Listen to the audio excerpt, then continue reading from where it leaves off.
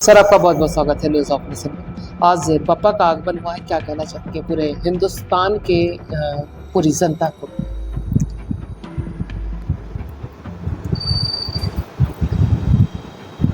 कथा गुरु पंडित अर्जुन महाराज, गुरु सुरवीर सिंह, शिष्य मास्टर शिव, बस्ती जनपद के साथ साथ समूचे पूरे भारत, पूरे विश्व को आज इस गणेश उत्सव पे, इस उमंग पे सबको बधाई। और आज का दिन,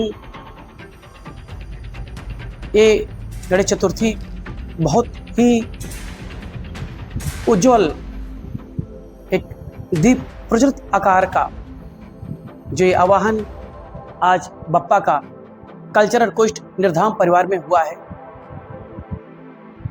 आज एक मनोरम दृश्य बप्पा की अनुपम घटा ऐसी बिखेर रही है, मानो अनंत आकाश जिस तरीके से उन्होंने समुचे ब्रह्मांड की यात्रा अपने माता पिता को कर ब्रह्मांड की यात्रा दिखाई थी, आज उसी प्रकार हम सब ने भगवान गणेश की आराधना परिक्रमा करके उस समुचे पूरे विश्व का भ्रमण और अध्ययन ध्यान किया। क्या महत्व है गणेश पूजा की? देखिए, प्रथम गणेश, हम लंबोदर को, अपने गजानन को गणादि देव मानते हैं, गणों के राजा हैं वो, प्रथम पूज्य हैं वो, गौरी नंदन है, सुत शिवसुत हैं वो। और ये जो प्रथम आगमन लल्ला बप्पा के आने से, लल्ला भी है ये, बप्पा भी है ये, बप्पा के आने से अब यहीं से ऋतुओं की शुरुआत होगी। लोगों के लग्न मंडप सजेंगे। माँ बप्पा के आने के बाद में साक्षात आदिशक्ति दुर्गा माँ का आवाहन होगा, जो लोग गरबा डांडिया हर्षोल्लास के साथ माता का आवाहन होगा। ये प्रथम गणेश जी की जो ये आगमन उत्सव कृपा हुई है, ये पूरे सृष्टि को, समूचे पूरे भारत को, पूरे विश्व को, तीनों धरा को ये ज्ञान कृपा है ये कि अब बप्पा आ गए हैं। अब बप्पा के आने से सारे जितने भी त्योहार हैं, सारे त्योहार, सारे लोगों के शादी विवाह के लगन पत्रिका आज से ही प्रारंभ और लिखित होना प्रारंभ हो जाएगी। क्योंकि प्रथम गणेश के रूप में हम कोई भी कार्य, हम सनातन धर्म के अनुयायी प्रेमी अपना कोई भी कार्य प्रारंभ करने से पहले सर्वप्रथम हम श्री भगवान श्री गणेश के चरणों में अपनी आराधना करते हैं। हम प्रथम देव को आवाहन करते हैं, उनको मनाते हैं, उनको भोग प्रसाद लगा के तत्उपरांत हम किसी और अन्य शुभ कार्य के लिए हम प्रसिद्ध होते हैं। बस्ती का क्या हालचाल है गजानन पूजा को लेकर? हाँ, उत्सव उमंग देखने को मिल रहा है। समस्त तमाम विराट विराट विशाल काय पंडालें सज रही हैं। तो मैं 2 दिन से देख रहा हूँ, तमाम एडीएम साहब के वहाँ तमाम तांता लगा था कि हमको मान्यता मिले, हमको मान्यता मिले, हम मूर्ति स्थापना करना चाहते हैं। तमाम लाइनें, बड़ी कतार में लाइनें लगी रही, और लेकिन सबको जो ठीक है, एक कानूनी प्रक्रिया के तौर पे और एक सनातन धर्म के एक श्रद्धालु भक्त प्रेम के आधार पे सबको मान्यता मिली। सब ने अपने समुचे बस्ती, अब गांधीनगर, पुरानी बस्ती, दक्षिण दरवाजे, मालवीय रोड, इधर जिगना, इधर हथियागढ़ तक समूचे कांटे से लेके और महाराजगंज जनपद तक चहुं दिशाओं में पंडालों की एक जो दिख रही है, एक आवाहन कि भगवान गणेश का आवाहन हो रहा है। विशाल काय विराट विराट मंगल बाजार में तो ऐसी सुंदर सुंदर पंडाल बन रहे हैं कि वो देखने को है। बप्पा की ऐसी सी विशाल काय मूर्ति कि तमाम, जिस तरीके से भगवान कृष्ण ने गोवर्धन पर्वत को अपने कृष्ण मुद्रा पे लिया था, उसी तरीके से भगवान गणेश का वो प्रारूप, वो विराट विराट रूप के कि अगर जो हम मानो उनके जो मूसक हैं, हम मानो के आकार के हैं, तो बप्पा कितने बड़े होंगे। बप्पा का वो सोच लो तो साक्षात्कार है। अनंत धरती आकाश पाताल कहीं से भी कृपा हो सकती है, लेकिन अभी बप्पा ने जो ये कृपा ली है, ये अति सुंदर है। मास्टर शिव कथक जी, नृत्य धाम ने बप्पा के लिए स्पेशल आज क्या किया? स्पेशल आज रहा कि आज हम लोगों ने आज ही धुंची और डांडिया की भी पूजा की आज बप्पा के चरणों में की कि हे बप्पा, आप आ गए हैं, आपको हम कथक के प्रेमी, हम संगीत के प्रेमी आज बप्पा को डांडिया और धुंची से भी मनाया कि आपको प्रथम गणेश, प्रथम प्रणाम है आपको धुंची का पहला पूजा, आपको डांडिया की पहली ताल आपको, कि आपके ही आशीर्वाद से हम समूचे जनपद वासियों को अपने मंडप में बुला के दुर्गा माता की कृपा के लिए डांडिया, गरबा, महारास का आयोजन करेंगे। संयोजक तो साक्षात बप्पा हैं। हम एक निम्न आयोजक के तरीके से समूचे बस्ती वासियों को, समूचे जनपद वासियों को उस दुर्गा पूजा के लिए आह्वान करेंगे। इसीलिए आज पहली ताल और धुंचे की पहली पूजा हमने बप्पा की आराधना करके प्रस्तुति दी।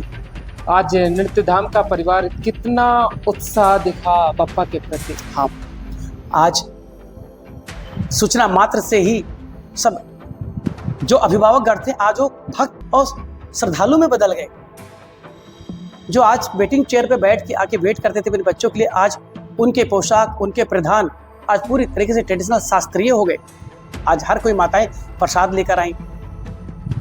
आज प्यारी सी भाभीयों ने सुंदर सा प्रसाद, बप्पा को जो हलवा पसंद है उस हलवा का मोदक बनाया, हलवा बनाया, लाके बप्पा को सबने चढ़ाया।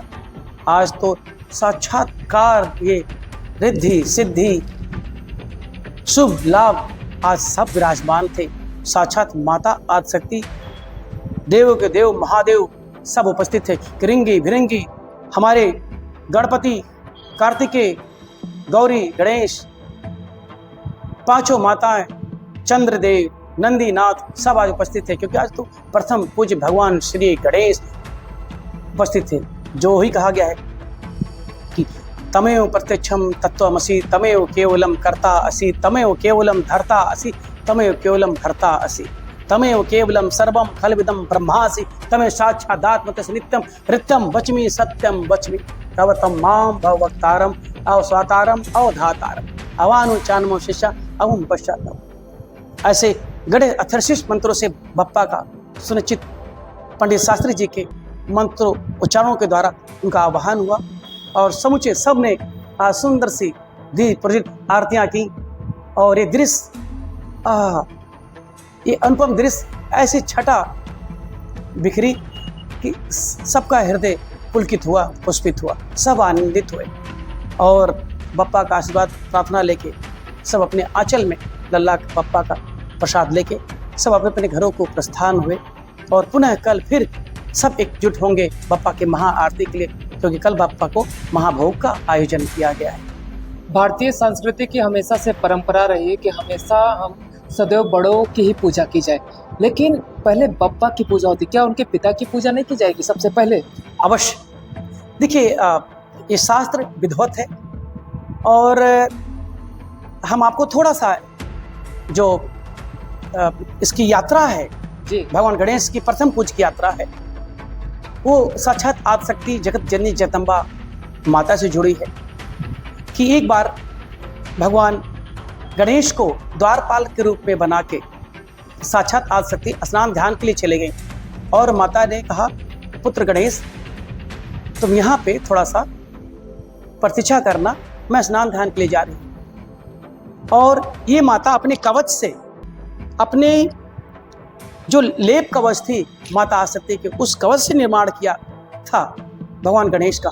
लेकिन भोलेनाथ, देवों के देव महादेव को थोड़ा सा, हर कोई विचित्र सारी घटना विधाता के ध्यान में होती है, लेकिन एक प्रकृति का खेल, एक उन्हें जो थोड़ा सा, क्योंकि विधाता है को ये खेल खेलना था, तो उन्होंने वो आए द्वार पे और जब अंदर प्रवेश करने लगे तो उन्होंने कहा ना, ये जो रचित घटना हुई कि पुत्र पिता को नहीं जानते, पिता पुत्र को नहीं जानते, इस तरीके से फिर क्या हुआ कि उन्होंने प्रवेश के लिए आज्ञा मानी, तो उन्होंने भगवान महादेव अंदर नहीं जाने दिया। बस इसी से कई बार प्रार्थना करने के बाद उन्होंने, गोवर्धन बप्पा ने जाने नहीं दिया अंदर, तो अंततः भगवान शिव का क्रोध प्रचंड, 3 जो काम को भस्म कर देने वाले त्रिनेत्रधारी दिग दिग दिग दिग दिग दिग दिग दिग दिग दिग दिग दिग दिग दिग दिग दिग,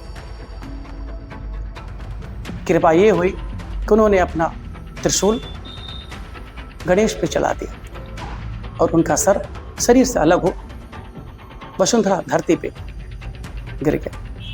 उसकी आहट परिकल्पना मात्र से माता को जो चित आनंदित हुआ, उनको अध्ययन हुआ, करे एक विचित्र घटना कैसे घटी। ये माता साक्षात उसी अवस्था में, जिस अवस्था स्थिति में थी, माता साक्षात उस द्वार के बाहर आ गए और बाहर आने के बाद उन्होंने देखा कि ये स्थिति अवस्था, ऐसा लगा समझे आकाश पाताल तीनों धरती सब में भूमंडल आ गया, भूचाल आ गया, हवाओं का रुख बदल गया, जल तरंग पशु पक्षी सब शांत विद्यमान एक चित एकांकित हो गए।